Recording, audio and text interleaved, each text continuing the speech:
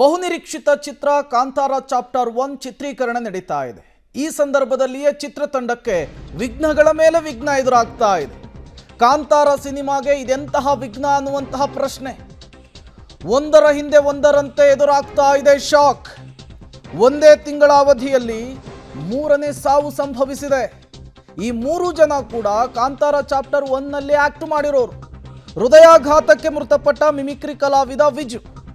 ಶೂಟಿಂಗಿಗಾಗಿ ಕೇರಳದಿಂದ ವಿಜು ಬಂದಿದ್ರು ಅನ್ನುವಂತಹ ಮಾಹಿತಿ ಸಿಗ್ತಾ ಇದೆ.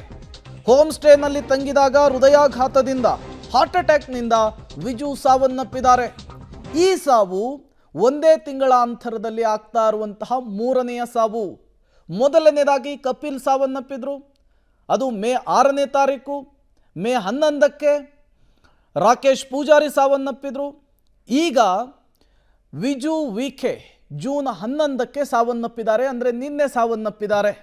ಈ ಮೂರೂ ಜನರು ಕೂಡ ಕಾಂತಾರ ಚಾಪ್ಟರ್ 1ನಲ್ಲಿ ಭಾಗಿಯಾಗಿದ್ರು, ಆಕ್ಟ್ ಮಾಡಿದ್ರು ಅನ್ನುವಂತಹ ವಿಚಾರ ಗೊತ್ತಾಗ್ತಾ ಇದೆ. ಈ ಸಾವುಗಳು ಈಗ ಹಲವು ಪ್ರಶ್ನೆಗಳನ್ನು ಮುನ್ನೆಲೆಗೆ ತರ್ತಾ ಇದೆ. ಕಾಂತಾರ ಸಿನಿಮಾ ಈ ಹಿಂದೆ ಬಿಡುಗಡೆ ಆದಂತಹ ಸಂದರ್ಭದಲ್ಲಿ ಯಾವುದೇ ರೀತಿಯ ವಿಘ್ನ ಎದುರಾಗಿರಲಿಲ್ಲ. ಈಗ ಚಾಪ್ಟರ್ 1 ಚಿತ್ರೀಕರಣಕ್ಕೆ ಪದೇ ಪದೇ ವಿಘ್ನ ಯಾಕೆ ಅಂಥೇಳಿ ಇವತ್ತಿನಿಂದ ಆರಂಭವಾಗಬೇಕಿತ್ತು ಕಾಂತಾರ ಶೂಟಿಂಗು. ತೀರ್ಥಹಳ್ಳಿಯ ಬ್ಯಾಕ್ ವಾಟರ್ನಲ್ಲಿ ಚಿತ್ರೀಕರಣಕ್ಕೆ ತಂಡ ಸಿದ್ಧತೆ ಮಾಡಿಕೊಂಡಿತ್ತು. ದೈವದ ನೇಮೋತ್ಸವದ ಶೂಟಿಂಗ್ ಮಾಡಲಿಕ್ಕೆ ಸಿದ್ಧತೆಯಾಗಿತ್ತು. ತೀರ್ಥಹಳ್ಳಿಯ ಬ್ಯಾಕ್ ವಾಟರ್ನಲ್ಲಿ ಅದ್ಧೂರಿ ಸೆಟ್ ಕೂಡ ಚಿತ್ರತಂಡ ಹಾಕಿತ್ತು. ಇದೇ ಶೂಟಿಂಗ್ನಲ್ಲಿ ಕೇರಳದ ನಟ ವಿಜು ಭಾಗಿಯಾಗಬೇಕಿತ್ತು. ದೈವದ ಉತ್ಸವದ ಚಿತ್ರೀಕರಣಕ್ಕೂ ಮುನ್ನ ಸಹ ಕಲಾವಿದರ ಸಾಲು ಸಾವಾಗ್ತಾ ಇದೆ. ಇವತ್ತಿನಿಂದ ಆರಂಭವಾಗಬೇಕಾದಂತಹ ಕಾಂತಾರ ಶೂಟಿಂಗಿಗೆ ಮತ್ತೊಂದು ವಿಘ್ನ ಎದುರಾಗಿದೆ.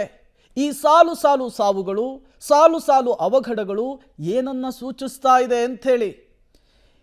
ಈ ಹಿಂದೆ ಕಾಂತಾರ ವಿಶ್ವದಾದ್ಯಂತ ತೆರೆ ಕಂಡು ಅದ್ಧೂರಿ ಪ್ರದರ್ಶನವನ್ನು ಕೊಟ್ಟು ಬಾಕ್ಸ್ ಆಫೀಸ್ನಲ್ಲಿ ಧೂಳೆಬ್ಬಿಸಿತ್ತು. ಅದಾದ ಮೇಲೆ ಕಾಂತಾರ ಚಾಪ್ಟರ್ 1ಗೆ ಕೈ ಹಾಕಿದ್ರು. ರಿಷಬ್ ಶೆಟ್ಟಿ ಅವರ ನಟನೆ ಮತ್ತು ನಿರ್ದೇಶನದಲ್ಲಿ ಮೂಡಿ ಬರ್ತಾ ಇರುವಂತಹ ಚಿತ್ರ ಇದು. ಈ ಚಿತ್ರೀಕರಣವನ್ನು ಆರಂಭಿಸಲಿಕ್ಕೂ ಮೊದಲೇನೆ ದೈವದ ಮೊರೆ ಹೋಗಿದ್ರು. ದೈವದ ಆಶೀರ್ವಾದವನ್ನು ಪಡೆದುಕೊಂಡಿದ್ರು. ಈಗ ಸಾಲು ವಿಘ್ನಗಳು ಎದುರಾಗ್ತಾ ಇದೆ. ಮತ್ತಷ್ಟು ಡೀಟೇಲ್ಸ್ ಅನ್ನು ಕೊಡ್ತಾರೆ ಭಾರತಿ. ನೇರ ಸಂಪರ್ಕದಲ್ಲಿ ಜಾಯ್ನ್ ಆಗಿದ್ದಾರೆ. ಭಾರತಿ, ಈ ಹಿಂದೆ ಕಾಂತಾರ ಸಿನಿಮಾ ವಿಶ್ವದಾದ್ಯಂತ ತೆರೆ ಕಂಡು ಅದ್ಧೂರಿ ಪ್ರದರ್ಶನವನ್ನು ಕಂಡು ಪ್ಯಾನ್ ಇಂಡಿಯಾ ಲೆವೆಲ್ನಲ್ಲಿ ಹೆಸರು ಮಾಡಿದಂತಹ ಚಿತ್ರ. ಆ ಸಂದರ್ಭದಲ್ಲಿ ಯಾವುದೇ ರೀತಿಯ ವಿಘ್ನಗಳು ಎದುರಾಗಿರಲಿಲ್ಲ, ಈ ರೀತಿಯ ಸಮಸ್ಯೆಗಳು ಸೃಷ್ಟಿಯಾಗಿರಲಿಲ್ಲ. ಈಗ ಕಾಂತಾರ ಚಾಪ್ಟರ್ 1 ಚಿತ್ರೀಕರಣದ ಸಂದರ್ಭದಲ್ಲಿ ಪದೇ ಎಡವಟ್ಟುಗಳಾಗ್ತಾ ಇದೆ, ಪದೇ ವಿಘ್ನಗಳು ಎದುರಾಗ್ತಾ ಇದೆ. ಇದೆಲ್ಲವೂ ಕೂಡ ಏನನ್ನು ಸೂಚಿಸ್ತಾ ಇದೆ ಅಂಥೇಳಿ ಭಾರತಿ? ಹೌದು ಪ್ರೇಮ್, ನಾವೀಗ ವಿಘ್ನಗಳ ಬಗ್ಗೆ ಮಾತನಾಡೋದಾದರೆ ಸ್ವಲ್ಪ ಹಿಂದಕ್ಕೆ ಹೋಗಬೇಕಾಗುತ್ತೆ, ಫ್ಲ್ಯಾಶ್ ಬ್ಯಾಕ್ ಹೋಗಬೇಕಾಗುತ್ತೆ. ಅಂದರೆ ರಿಷಬ್ ಶೆಟ್ಟಿಯವರು ಕಾಂತಾರ ಚಿತ್ರಕ್ಕೆ ದೈವದ ಅಭಯ ಇದೆ ಅಂತಲೇ ನಂಬಿದ್ದಾರೆ. ಹೌದು, ಅದರ ಸಕ್ಸಸ್ ಇರ್ಬೋದು. ಜೊತೆಗೆ ಈಗ 2ನೇ ಭಾಗ ಶುರು ಮಾಡಿದ್ದಾರಲ್ಲ, ಇದರನ್ನ ಶುರು ಮಾಡಬೇಕಾದ್ರೂ ದೈವವನ್ನು ಕೇಳಿಯೇ ದೈವದ ಅನುಮತಿಯ ಪಡ್ಕೊಂಡೇ ಮಾಡಿದರು ಸಿನಿಮಾ. ಈ ಥರದೊಂದು ದೈವದ ಅಭಯ ಇದೆ ಅನ್ನೋದನ್ನು ಸ್ಟ್ರಾಂಗ್ ಆಗಿ ರಿಷಬ್ ಶೆಟ್ಟಿಯವರು ಹಾಗೂ ಸಿನಿಮಾ ಟೀಮ್ ನಂಬಿದೆ. ಇನ್ನು 2 ತಿಂಗಳ ಹಿಂದೆ ರಿಷಬ್ ಶೆಟ್ಟಿಯವರು ಒಂದು ನೇಮೋತ್ಸವದಲ್ಲಿ ಭಾಗಿಯಾಗಿದ್ದಾಗ ದೈವ ನುಡಿದಿತ್ತು. ಅಂದರೆ ನಿಮ್ಮ ಕುಟುಂಬಕ್ಕೆ, ಅಂದರೆ ಅದು ಹೇಳಿತ್ತು ಸಿನಿಮಾ ಕುಟುಂಬ ಅಂತ, ವೈಯಕ್ತಿಕ ಕುಟುಂಬ ಅಲ್ಲ, ಸಿನಿಮಾ ಕುಟುಂಬಕ್ಕೆ ತೊಂದರೆ ಇದೆ, ಎಚ್ಚರಿಕೆಯಿಂದಿರಿ ಅನ್ನೋದನ್ನು ದೈವ ಹೇಳಿತ್ತು. ಅದರ ಪ್ರಕಾರವೇ ನೋಡೋದಾದರೆ ಈಗ 3 ಸಾವಾಗಿದೆ. ಸಿನಿಮಾ ಸಹ ಕಲಾವಿದರೇ ಇರ್ಬೋದು, ಆದರೂ ಸಿನಿಮಾಕ್ಕೆ ಸಂಬಂಧಪಟ್ಟವರಾಗಿರೋದ್ರಿಂದ ಎಲ್ಲೋ ಒಂದು ಕಡೆ ಕಾಕತಾಳೀಯ ಅಂತ ಅಲ್ಲಗಳೆಯೋಕ್ಕೆ ಸಾಧ್ಯನೇ ಇಲ್ಲ. ಕಾಕತಾಳೀಯ ಅನ್ನೋದಾದರೆ 1-2 ಘಟನೆಗಳು ಆಗ್ಬೋದು, ಈ ಥರದ ಒಂದು ಅವಘಡಗಳು ವಿಘ್ನಗಳು ಎದುರಾಗ್ಬೋದು. ಆದರೆ ಪದೇ ತಿಂಗಳ ಅಂತರದಲ್ಲಿ 3 ಅಪಮೃತ್ಯು ಆಗಿರ್ಬೋದು. ಜೊತೆಗೆ ಹಿಂದೆ ನಾವು ನೋಡೋದಾದರೆ ಶುರುವಾದಾಗಿಂದಲೂ ಸಾಕಷ್ಟು ವಿಘ್ನಗಳು, ಶೂಟಿಂಗ್ ಸಂದರ್ಭದಲ್ಲೂ ಆಗಿರುವಂತಹ ತೊಂದರೆಗಳು, ಸೆಟ್ ಬೆಂಕಿಗೆ ಆಹುತಿ ಆಗಿದ್ದು, ಜೊತೆಗೆ ಸೆಟ್ಟು ಹಾಕಿದ ಜಾಗದಲ್ಲಿ ಅರಣ್ಯ ಇಲಾಖೆಯಿಂದ ತೊಂದರೆ ಉಂಟಾಗಿದ್ದು, ಜೊತೆಗೆ ಕೊಲ್ಲೂರಲ್ಲಿ ಟ್ರಾವೆಲ್ ಮಾಡ್ತಿದ್ದಾಗ ಜೂನಿಯರ್ ಆರ್ಟಿಸ್ಟ್ಗಳು ಇದ್ದಂತಹ ಗಾಡಿ ಬಿದ್ದಿದ್ದು, ಈ ಥರದ್ದೆಲ್ಲ ಒಂದಿಷ್ಟು ವಿಷಯಗಳನ್ನು ನೋಡಿದಾಗ ಪದೇ ಯಾಕೆ ಇಂತಹ ವಿಘ್ನಗಳು ಎದುರಾಗ್ತಿದೆ, ಅದು ಕಾಂತಾರ ಸಿನಿಮಾಕ್ಕೆ ಅನ್ನೋದು.